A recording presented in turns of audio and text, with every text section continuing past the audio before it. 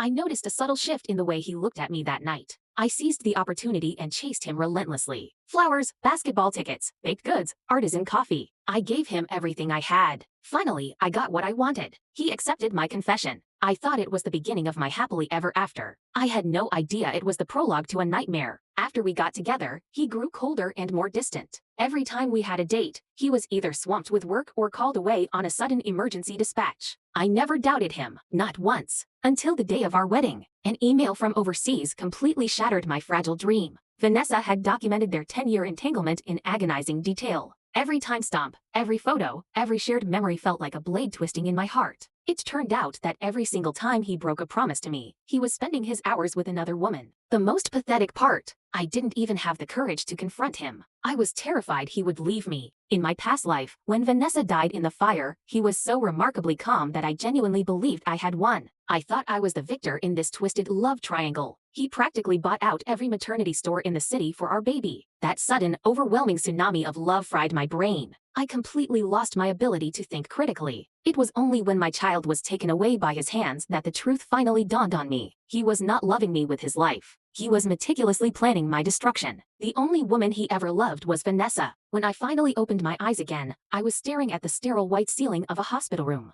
The face hovering over me did not belong to Cole. It was a complete stranger. "You are awake? I am your downstairs neighbor. I was coming up to see how bad the fire was, and I found you lying on the grass all by yourself. I brought you here. How are you feeling?" I tried to move my stiff, aching limbs. The moment my hands brushed my stomach, I froze. The neighbor looked at me with deep pity. "I am so sorry. When we got here, the doctor said. They said they could not save the baby." I forced a weak, bitter smile onto my cracked lips. "It is not your fault. I know. Thank you for bringing me here." Even a total stranger could tell at a glance that I was severely hurt. Yet the man I had been married to for 5 years could not be bothered to look at me. Seeing my numb despair, the neighbor grew more furious than I was. "What the hell is wrong with that rescue squad? A pregnant woman is severely injured on the ground, and they just ignore her? If I hadn't come up to check, you wouldn't have made it. Where is your family? Where is the father? Give me his number. I will call him right now. You need someone by your side. I already reported that firehouse to the city. People like that are a menace to society." I nodded slowly, my voice barely a raspy whisper. "The baby's father is gone." His face softened with profound sympathy. "He offered to stay and take care of me until I was discharged. I politely declined. I transferred the money for the hospital bills to his phone and urged him to go home."